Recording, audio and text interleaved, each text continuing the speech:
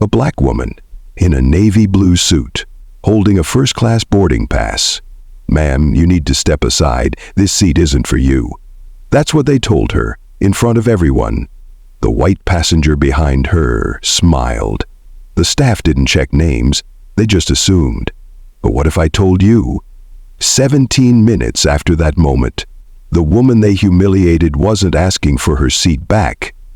She was firing the staff and taking control of the entire airport. Who is she? And how did one woman turn a moment of disrespect into a nationwide industry reform? Wherever you're listening from, Atlanta, Houston, Lagos, London, let us know in the comments. And if you believe power comes in silence, in strategy and standing your ground with grace, then hit subscribe. Because this story, it's going to change the way you walk into every room from now on. Let's begin. "Excuse me, ma'am, I'm going to have to ask you to step aside. Business class is for priority passengers only." The gate agent didn't even look up when she said it. She didn't see the tailored navy suit, the silk scarf tied neatly at the collar, the braided silver bracelet passed down from a grandmother who picked cotton in Alabama. She didn't hear the calm in the woman's voice, or notice the crisp boarding pass held gently in her hand. She just saw a black woman standing in line for seat 2D. The woman blinked slowly, as if trying to give the agent a second chance to realize her mistake. "I am a priority passenger," she said, voice quiet but clear. "Boarding Group 1, seat 2D. The agent finally looked up, and just like that her tone shifted, subtly, sharper now. Mechanical. "I'm sorry, that seat is reserved for Mr. Landers. Please check your boarding pass again." A few feet away, a tall white man in khakis smiled at the agent. He didn't say anything. He didn't have to. The woman didn't move. She didn't raise her voice. She didn't cause a scene. She simply repeated herself, slower this time, as if speaking to someone struggling to listen.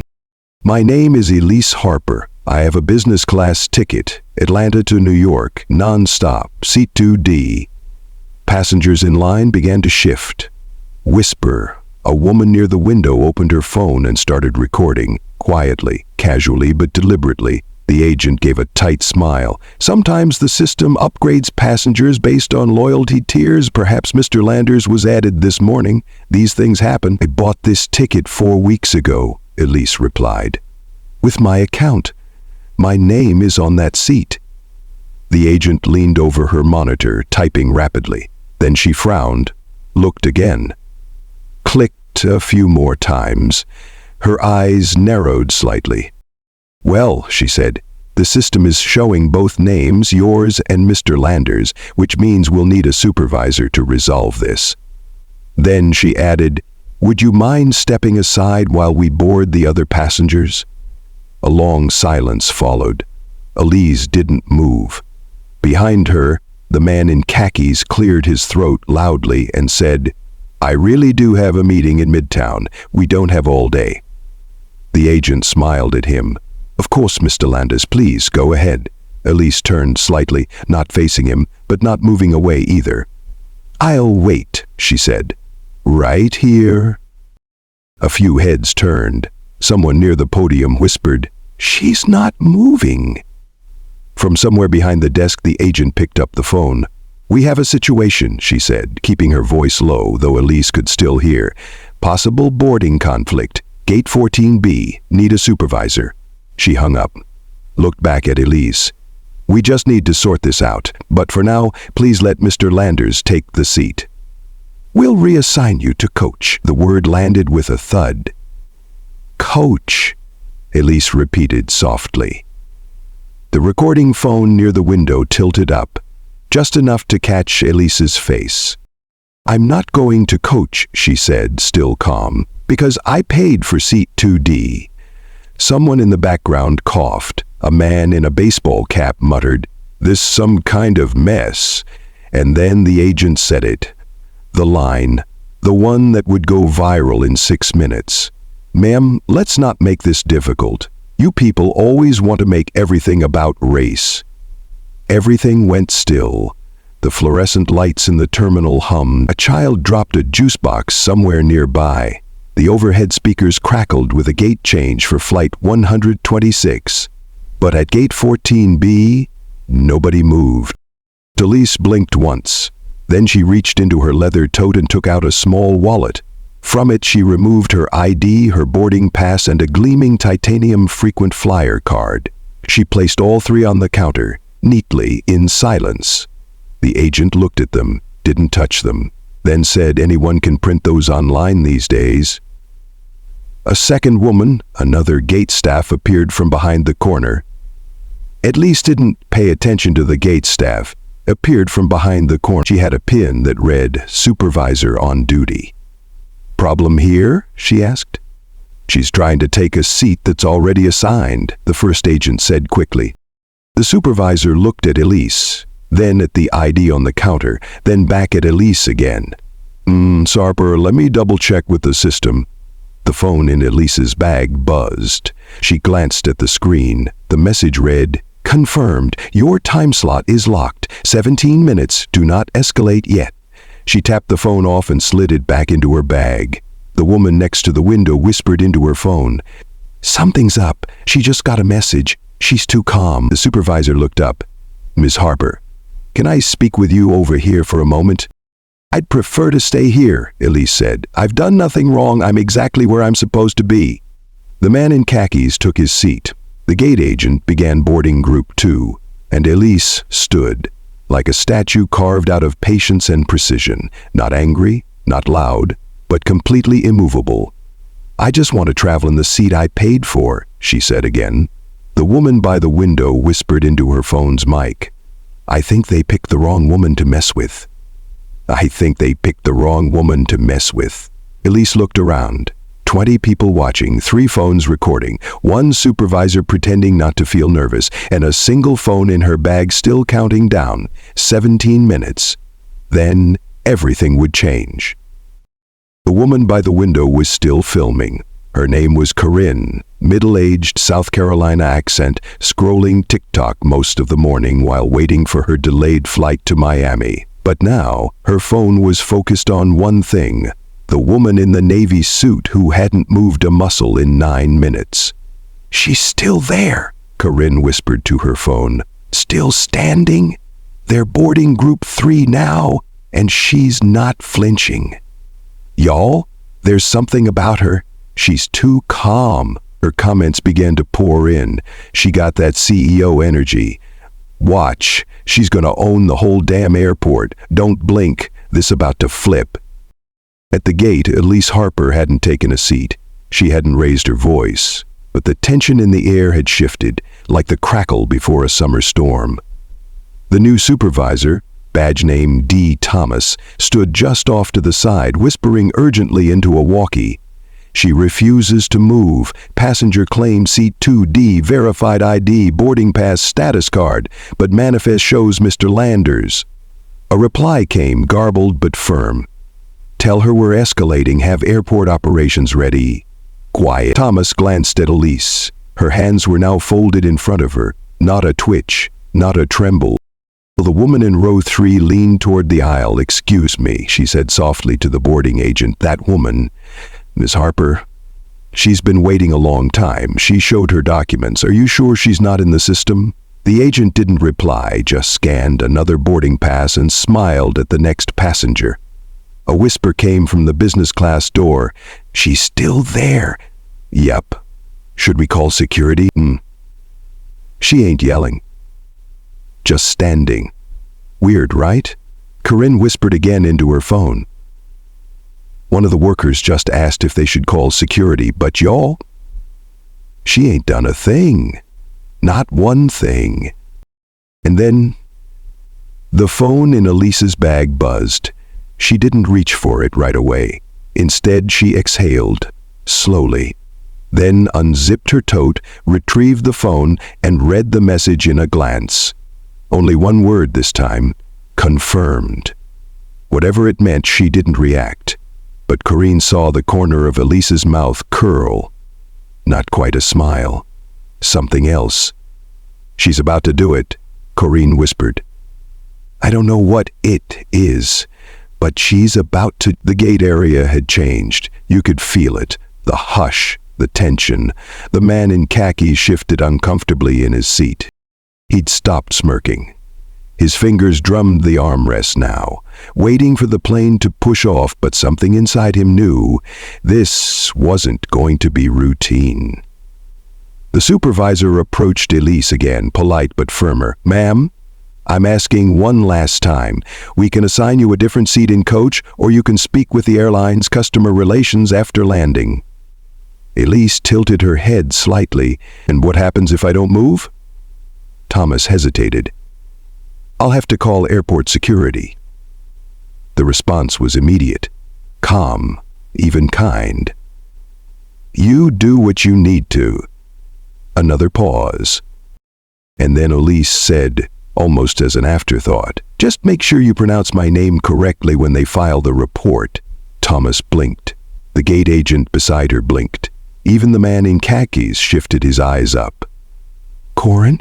she gasped and whispered to her live stream. "Did y'all hear that? Make sure you pronounce my name correctly. Baby, what does she know that we don't?" At that moment, somewhere deep in the airport's staff channel, a flag appeared next to Elise Harper's name. A digital red dot, one that only popped up when senior executive profiles passed through a flagged access point. But it was too late. The system had missed it. Until now, a new voice crackled through Thomas's walkie. "Stop everything. Do not escalate further. Repeat, do not escalate." Too late. Two airport security officers were already walking up the terminal, postures stiff, eyes scanning, unaware that they were walking into a camera frame already watched by 300 people live. The first officer reached the gate and asked plainly, "What's going on?" Thomas stammered, "This passenger won't give up a seat that's been reassigned to—" Elise held up her phone. "Before we continue, I'd like to record this interaction for my records." Click. The red light blinked. The officer nodded. "That's your right. And just to clarify," Elise continued, "you've been called because I refused to move from a seat I purchased, despite showing identification, a valid boarding pass, and platinum tier status." The officer looked between Elise and the gate staff. "That true?" Silence. Then Thomas finally said it. "Yes." Corinne whispered to her phone. "That's it. Y'all, I don't know who this woman is, but that's not the voice of a regular passenger. That's somebody who already knows the end of the story." Another buzz on Elise's phone. She read it without emotion. "Commence countdown, 12 minutes. She slipped the phone back into her tote, looked directly at the gate agent, and said one line, quiet enough that only the agent and the supervisor could hear, but Corin, sitting just close enough, caught it on audio. "In about 12 minutes, you'll regret everything you said to me." The last child had boarded. Gate 14B was nearly empty now, except for those still watching. The flight to New York was delayed by 7 minutes, and Elise Harper was still standing, still in her Navy suit, still by the boarding counter, and still refusing to move. Security stood nearby, not aggressive, not dismissive, just waiting. The supervisor had fallen oddly silent, like someone who realized too late that they might be out of their depth. Corinne's livestream comment section had gone into overdrive. "She's still not moving. There's power in that silence. I feel it. Y'all, this ain't no regular lady." Zoom in on her phone. What's she reading? Elise looked at her watch. Then, with no urgency, she stepped 3 feet to the side, away from the line of passengers, and pulled out her phone. She tapped a number already saved. The call rang once, just once. Then someone picked up. She didn't say hello. She said, "It's confirmed. I was blocked from boarding. Escalation occurred despite credentials. Yes. Everything's recorded. You can proceed." Pause. 17-minute window started 6 minutes ago. Move to phase 2. Click. She hung up. No visible emotion, no explanation, just a woman making a phone call. But the room changed.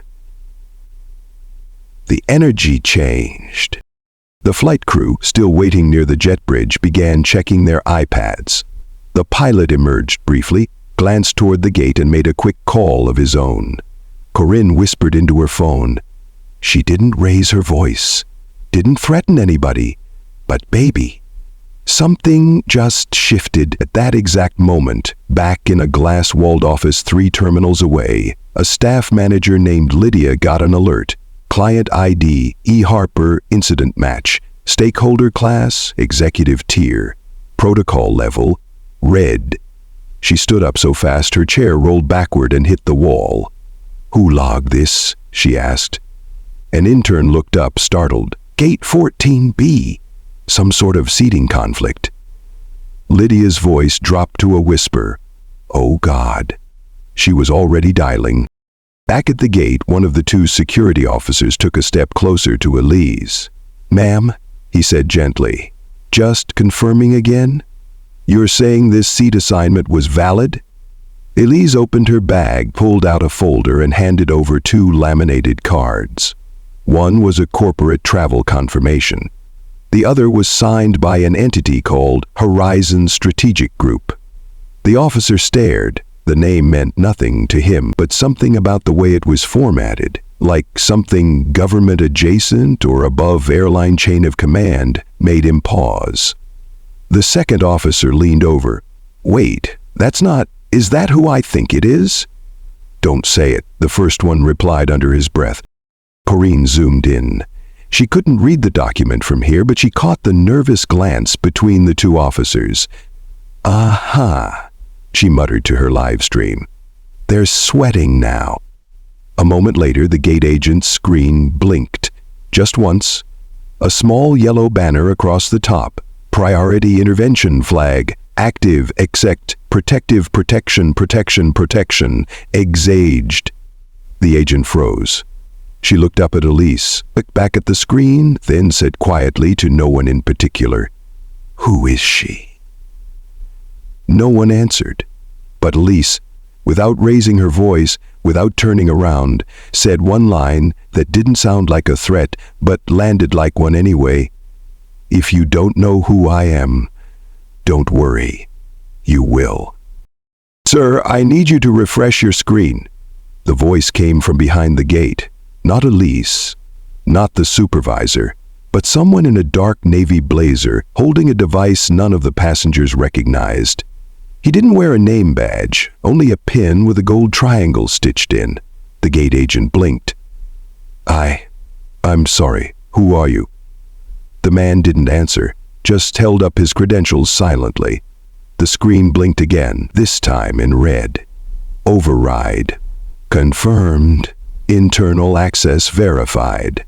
The boarding list reshuffled. One name disappeared. Another appeared. Seat 2D now read Harper, Elise Horizon Strategic Group, Tier Omega. And below that, immediate priority, no delay permitted. The gate agent's mouth opened slightly. He looked up at Elise, then at the man in the navy blazer. Should I proceed? The man gave a single nod and left. No explanation, no fanfare, gone. The agent turned toward Elise slowly. I believe your seat is reinstated. Elise didn't move. She simply said, Good. Now let's talk about the man you upgraded me for. The gate agent paled. I didn't make that call. It came from, we had a name show up with override status. That override was false, Elise said, and you didn't verify it, you just assumed. The agent swallowed hard. I didn't think. You didn't need to, Elise interrupted softly. That's the problem. You never needed to think because the system always assumed I didn't belong. Behind her, Corinne's live stream was still going. Y'all, I know you hear this. She's coming for his job, his soul, his ancestors. The security officers were quiet now. The supervisor? She had taken 3 steps back without realizing. And then Elise said, I'd like to speak to the director of terminal operations now. No raise in tone, no anger, just a simple request that didn't sound like a request at all. The supervisor tried to recover. Ma'am, the director's not usually called for gate-level issues. Elise looked directly at her, calm, measured. This is no longer a gate-level issue. A ripple spread through the staff around her. Someone picked up a phone, someone else pulled out a tablet, and in a control room 5 floors above, a call rang with a flag. Alert! Executive Stakeholder Directive, Gate 14B. Within 4 minutes, a woman in a charcoal gray suit arrived, heels clicking sharply across the tile. She looked to be in her 50s, eyes like steel. She didn't smile, didn't introduce herself, just walked straight up to Elise and said, "Ms. Harper, I'm aware there's been a breach in protocol. I'd like to personally apologize and resolve this immediately." Behind them, the man in khakis had finally realized something was very wrong. He stood, unsure what to say. Elise glanced at the director, then nodded toward him. "That's the man who was given my seat without verification." The director turned. "Mr. Landers," she said curtly, "you've been reassigned to 14C. This matter is no longer within your concern." He opened his mouth, closed it, picked up his briefcase, walked away. Elise finally stepped forward. But she didn't board the plane, not yet. Instead, she pulled a second phone from her tote, a phone no one had seen yet, and she made one more call. This time she didn't speak at all, she just listened for 17 seconds, then said 2 words: "Begin audit." The call ended, and at that moment, across 6 terminals at Hartsfield-Jackson Airport, systems began logging access, flagging overrides, freezing reassignments, and sending silent alerts to every department tied to Horizon's strategic group. From the food vendor database to flight crew assignments, from cleaning contracts to executive lounges, the system wasn't crashing, it was rebooting, and no one knew why, except her. At precisely 3:14 p.m., the boarding screen at Gate 14B blinked twice. The flight to New York was still delayed, but now, under the passenger list, 3 letters appeared: HSG. Passengers didn't know what it meant, but the staff did, and suddenly no one wanted to speak. The supervisor stepped aside to make a call. She kept her voice low, but the panic showed in her pacing. "I didn't know. No one told us she was on the executive watch list. It wasn't marked." The response on the other end made her shoulders drop. "Yes, ma'am. Understood." She hung up, didn't speak to Elise, didn't meet her eyes, just walked away. 2 baggage handlers nearby exchanged looks. "You see the flag?" "Yeah. Red level." "Wait. Red? She's that high?" "Apparently higher." At the far end of the concourse, inside an operations break room, 3 customer service reps gathered around a screen. One of them pointed at the live gate feed from security cam 14B. "That's her," she whispered. "The one in the navy suit." "Doesn't look like much. That's the point," another chimed in. "Y'all better not say nothing slick on the system. If this woman's who I think she is, they recording everything right now." Back at the gate, Elise had taken a seat, not in 2D yet, but in the waiting area. Calm, composed, like she had nowhere else to be. Corinne was still live streaming. "I don't know what just happened," she whispered, "but the white lady in the gray suit, she apologized, then left. The other staff, gone. I think they running." The chat exploded. "This is CEO energy. She's the type that don't sue. She buys the company. Somebody call CNN." "No, baby. CNN gonna call her." Mr. Landers, the man who had taken her seat earlier, was standing awkwardly against a wall. No one was speaking to him now. One child pointed at Elise and asked their mom, "Is she famous?" The mom hesitated, then said, "Not yet, baby." Inside Terminal Control, the Director of Systems Integration, Thomas Knight, stared at his dashboard. 12 minor anomalies across the airport, 5 data requests from Horizon's strategic group, 3 account freezes, and 1 note flashing at the top of his screen: visibility restricted, executive stakeholder, active review. He picked up the internal phone. "Operations, this is Knight. Who flagged Gate 14B? The answer made him sit up straight. "No one flagged it. She flagged us." Back in the gate area, Elise checked her second phone. No one noticed the second SIM. The message was short. Full data pull complete. Internal comms archived. Summary will be ready in 11 minutes. She slipped it back into her tote. Didn't smile, didn't flinch, just folded her hands and waited. Around her, staff were whispering, texting, rechecking systems. Some avoided her eyes. Others stared, as if trying to figure out how they missed it. Even the TSA officer passing by gave a polite nod. Not out of habit, out of recognition. From her corner, Corinne narrated for her viewers. She's just sitting there, but I swear, y'all, it's like she's running the building now. Her phone buzzed. A message from a friend watching the stream. Check LinkedIn, Elise Harper. Don't say I didn't warn you. Corinne tapped quickly, then froze, whispered into her phone. Oh my God. She turned the camera back toward Elise, zoomed in. Ladies and gentlemen, she said, voice almost reverent, we are not witnessing a tantrum. We're witnessing a turning point. The airport looked the same. The floors still shined. The announcements still echoed every few minutes. Final boarding call for Flight 512. Please keep all personal belongings with you at all times. But under the surface, the cracks were showing. In the terminal surveillance room, one technician leaned forward. Sir, her ID just pinged again. Third system access in less than 10 minutes. The lead analyst frowned. She's not moving, though. She's still seated. How's she triggering systems? No one answered, because the answer was the kind they didn't want to believe. At the gate, Elise Harper remained seated in the boarding area, legs crossed, elbows resting lightly on the armrests. Her phone buzzed once. No one saw her check it. Data trail leads confirmed. Internal memo intercepted.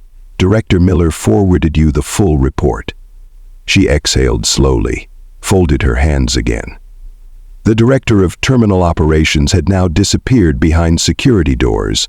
No one was sure whether she'd been dismissed, promoted, or simply fled. Passengers continued to trickle through, but they walked faster now. There was something in the air, a hum of restraint, like a courtroom just before a verdict. The jet bridge sat open, but the crew hadn't moved. The pilot's door was shut. The senior flight attendant stood statue still by the gate. She wasn't checking her watch anymore. She was checking the room. Somewhere in a conference room above Concourse C, 5 airport executives were now seated around a hastily called screen. One of them whispered, "This isn't going to stay internal." Another said, "I just got a ping from media relations. There's live stream footage trending. Gate 14B." A third, "Did she really say initiate audit?" The fourth spoke last. "She didn't say it. She ordered it." And still, Elise hadn't moved. But the airport had. Flight rosters were being reshuffled quietly. A senior communications manager received a flagged email. Subject: unexplained access pattern. We're seeing manipulation of travel manifest files that don't align with usual admin patterns. The source: internal. Elite access code. Origin: elite codes were reserved for less than 7 people in the national system. She had one. In the boarding area, Corinne was now whispering, not because she had to, but because the room had gone that still. "I swear to God," she murmured, "I think even the lights are scared of her now." Her live stream ticked over 10,000 viewers. One of the comments said simply, "This is what happens when you give the most underestimated person in the room the master key." Mr. Landers, the man who once smirked at her, now sat against the glass wall scrolling his phone with restless fingers. He looked like someone trying to find an escape hatch. There wasn't one, not anymore. Finally, Elise stood, not suddenly, not dramatically, she just stood. Lifted her tote, walked 3 steps to the gate agent and said, in a voice that was soft and crystalline and absolutely final, "You have 3 minutes to clear my seat and reassign everyone who shouldn't be in business class. After that, I'm not boarding. I'm taking control." The agent blinked, Control of what? She didn't answer him. She looked at the overhead intercom speaker, tilted her head, and said, "Everything." The 3 minutes were up, and Elise hadn't moved, neither had the gate agent, so she reached into her tote, slow, precise, and pulled out a thin black leather folder, unsnapped it, unfolded it, and placed it on the counter like someone laying down a royal decree. The top page bore a seal, not a logo, not a brand, a seal. Horizon Strategic Group, Class A Equity Holder Asset Portfolio, Southeastern Airport Management Consortium, shareholder Elise M. Harper, 28.7% voting power. The gate agent didn't breathe. The man in khakis stopped blinking. The TSA guard to the left took a step backward. And then she flipped to the second page, signed, Agreement, Clause 9.3, Direct Oversight. In the event of discriminatory treatment toward Class A shareholder or designated persons within client-owned infrastructure, said shareholder may invoke immediate audit, override operational authority, and execute on-site personnel action under emergency clause authorization. The supervisor, the one who'd tried to brush her off, had returned just in time to read that sentence. Her face collapsed mid-breath. You're one of the owners?" she whispered. Elise didn't look at her. Didn't need to. In the upstairs operations room, a red alert had triggered. "Jesus," someone muttered. "She's exercising Clause 9.3. Is that even real?" Apparently it is now. Corinne, still live streaming, whispered like a preacher witnessing a miracle. "She owns the airport, y'all." The comments flooded in. "This is beyond first class. She got CEO blood in her coffee. Somebody just lost their entire career. This ain't no movie, this real." Elise looked at the gate agent. Her voice never rose above conversational. "Pull up your admin panel." He hesitated. "Now," she added. He obeyed. A login screen, then a verification prompt, then the dashboard. Elise reached across the counter, typed a 12-digit authorization code. The system didn't ask twice. Access level, founding authority, active, she tapped twice. On screen, personnel review panel, terminal 4, gate 14B, activate immediate override, confirmed, flagstaff for audit, Anderson, Rodriguez, Miller. Names turned yellow, then red. Then disappeared. The agent gasped. I think you just fired 3 people." Elise's voice was steady. "No, they fired themselves. I just turned on the lights." Security didn't move. They understood now she was above protocol. Even the director, who had returned pale and silent, gave a single nod. Elise reached for the final page in her folder. This one had 4 signatures and the Department of Transportation's seal. She read it aloud so no one could pretend they didn't hear. In the event of passenger mistreatment involving an equity stakeholder, the department reserves the right to enforce immediate compliance with Title VI protections and to authorize suspension of federal funding to facilities that fail to cooperate. She closed the folder, snapped it shut, turned to face the room, and for the first time spoke not just to the staff, but to everyone watching, to Corinne's live stream, to the whisperers, to the ones who stared and assumed, to the ones who'd looked away, to the ones who knew better. "You thought I came here to argue. You thought I came here to complain about a seat, but I came here for one reason only." She paused, let the silence settle like a verdict, to remind this system who owns the ground it stands on. Elise didn't leave the gate. She didn't walk off or disappear into some secret terminal lounge. She stayed, right in the open, and began working. Her second phone lit up. This wasn't the personal device. It was the operations-grade phone. Secured, 2-step encrypted. She tapped twice. Typed once, then spoke, "Initiate reset sequence. Gate 14B, Terminal 4. Replace crew. Flag override access from past 24 hours. Push interim leadership notice. and lock seat map changes until further authorization. A pause, then the reply came, confirmed, implementation rolling, reset sequence will begin in 60 seconds. Gate screen blinked. Again. The names of 3 staff members vanished from the duty roster. The digital manifest froze, and then new names began to populate. Gate names assigned: R. Levesque, Operations Liaison, M. Tran, Client Response Lead, TBD. Passengers stared at the screen. Someone whispered, "It's like watching them swap out the cast while the show's still on." Corinne, filming live, shook her head. "She not playing, y'all. She replacing people in real time while still holding her coffee." The new gate agent arrived fast. Professional, calm, hair pulled back in a bun, shirt ironed so sharp it could cut. "Miss Harper," she said with a respectful nod, "I've taken over gate operations. I've reviewed the incident log, the override attempts, and the flagged interactions." Elise looked up. "Good. Implement interim bias screening for all reassignments. No AI triggers, manual validation only." "Yes, ma'am. Already done." Elise nodded once, then added, "Notify FAA liaison that we are invoking Clause 12 for vendor compliance check." The agent didn't blink. "Yes, ma'am. In motion." Upstairs, in the operations conference room, chaos had turned to silence. The executive team stared at the dashboards as alerts poured in. Over 47 data access points now secured, 3 internal staff accounts disabled, audit trail being sent to Department of Transportation, federal compliance flag, Harper.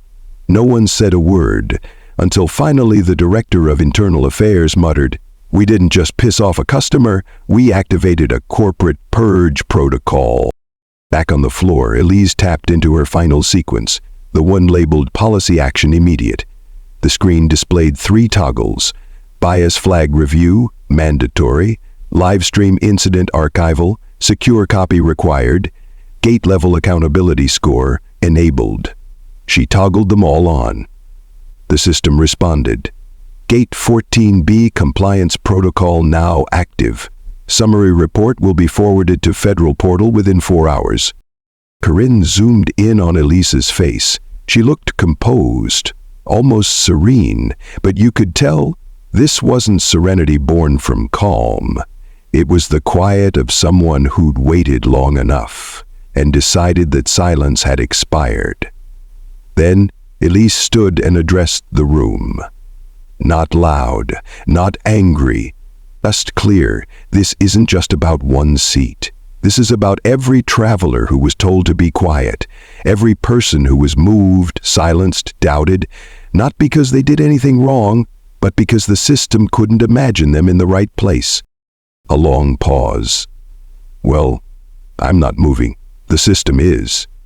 And with that she picked up her bag, stepped forward, and this time, when she reached the gate, the door opened. The staff stepped aside, and nobody said a word. Not out of fear, but out of recognition. Elise Harper didn't board the plane, not yet. Instead, she was escorted to a private room inside the terminal, converted within minutes into an emergency operations hub. No windows, just a long table, a large screen on the wall, and 5 seats, 2 already filled with federal compliance observers. At exactly 3:56 p.m., the screen lit up. A conference call.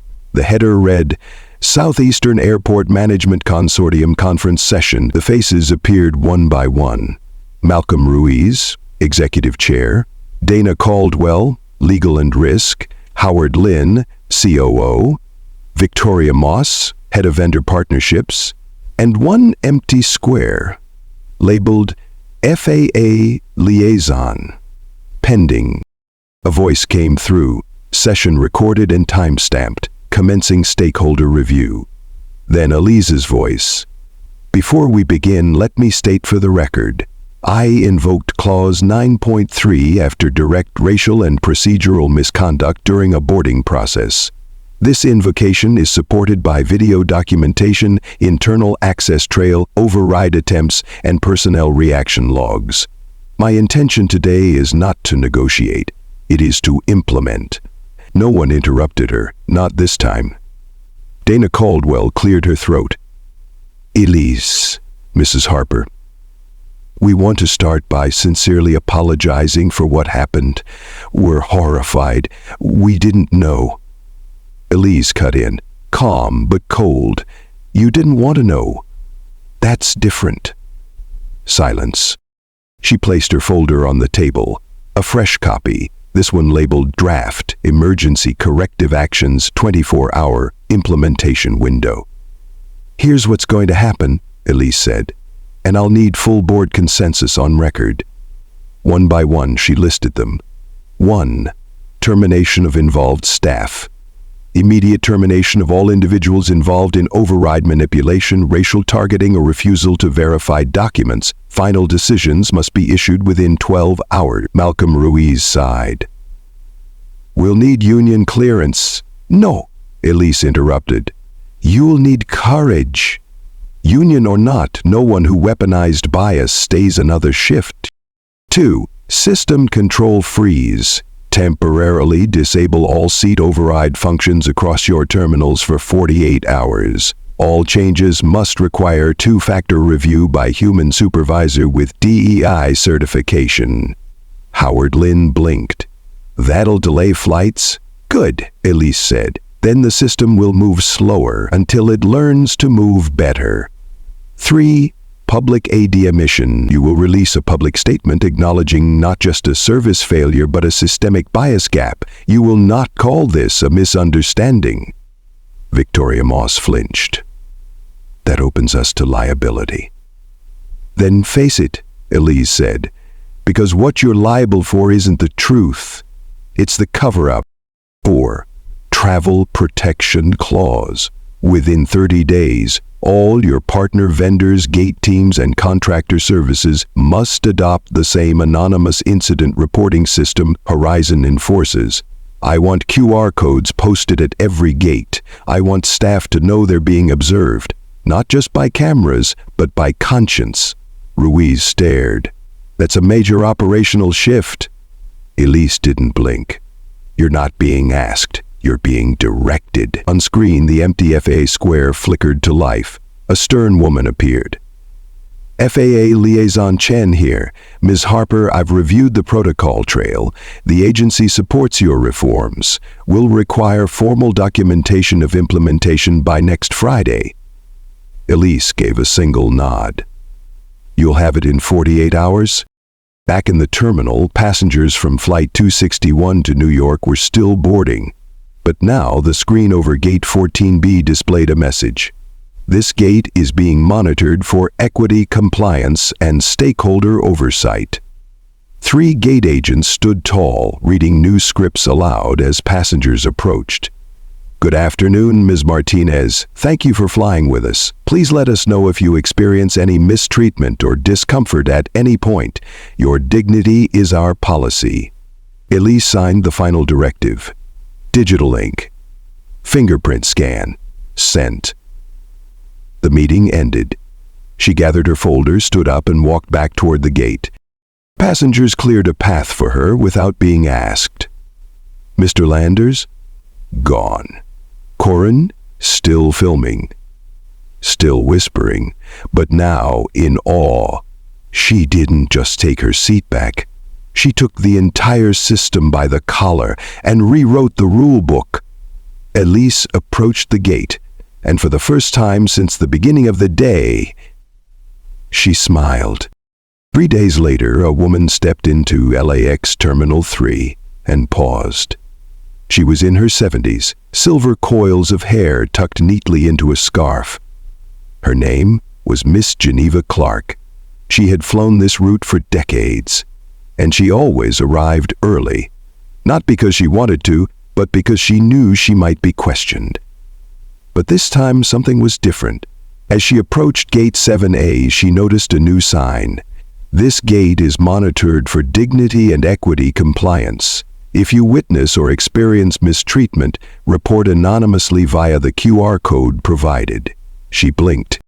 Then she saw a younger agent, white, maybe mid-20s, step forward with a smile that wasn't forced. "Good afternoon, ma'am. Welcome. If there's anything you need during the process today, just say the word. We want you to feel seen." Geneva stared for a second too long, then nodded. From Chicago O'Hare to Atlanta, from JFK to Dallas-Fort Worth, changes came quickly, too quickly for it to be just coincidence. QR codes went up, override policies froze, union briefings were held, staff whisper networks buzzed. And everywhere Elise's name was mentioned, so was her story. Clips from Corin's live stream were now part of DEI training materials. A headline on Essence magazine read, "The Woman Who Changed How Airports Treat Us." A segment on MSNBC featured her name alongside Boardroom Power, How Black Women Are Redefining Corporate Accountability. Even TikTok had joined in. One audio snippet became a viral sound. "I'm not moving, the system is."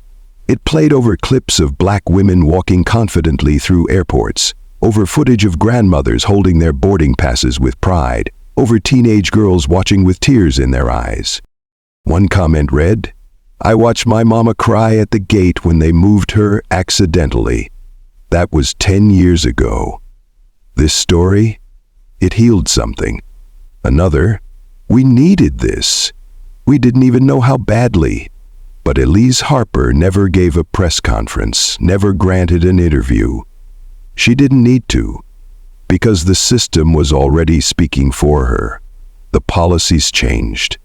The gate agents changed. The energy changed. People stood taller, looked each other in the eye, asked questions they'd been trained to avoid. And in the middle of it all, Elise finally boarded her flight home. No cameras, no fanfare. Just a quiet nod from a new crew, a glass of water placed gently on the tray table, a folded note tucked beside it.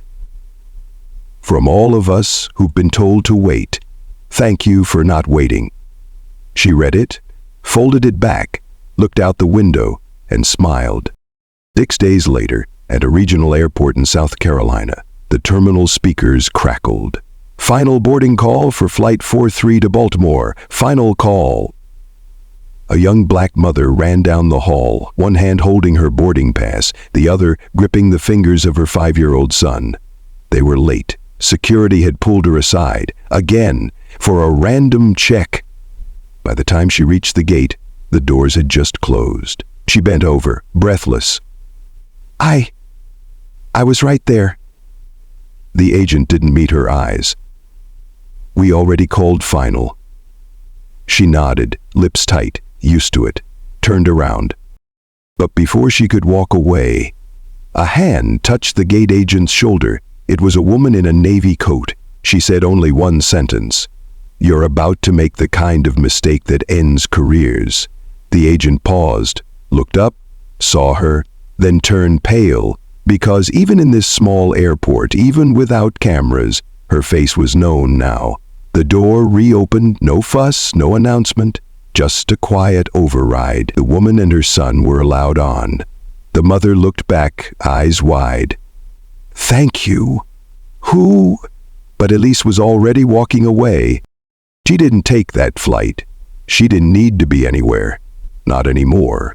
Instead, she stepped outside the terminal and found a bench in the morning light. Sat down, pulled out a small notepad, and began writing something. Not for the press, not for a memo. Just a letter. To no one in particular. It read, "Sometimes the most powerful thing you can do is be the kind of person no one saw coming. And when they see you, let them know you were never asking. You were deciding." She finished the last line, folded the paper, tucked it into the side pocket of her tote, and just sat there, not waiting, not watching, just being. Because her job here was done, and the world finally knew it. Thank you so much for staying with us until the very end of this story. Elise's journey wasn't just about reclaiming a seat. It was about reclaiming agency, dignity and power in spaces that were never built to welcome her. And the way she did it, not with noise, not with ego, but with precision, patience, and legacy. Stories like these remind us, sometimes the most radical thing a Black woman can do is stay seated. If this story moved you, if it made you feel seen, heard, or empowered, I invite you to share your thoughts in the comments. And please like this video, share it with someone who needs to hear it, and subscribe to the channel for more powerful true stories that uplift, provoke, and inspire. We're building a community here, one story at a time. Until next time, keep walking into rooms like you own them, because maybe you do.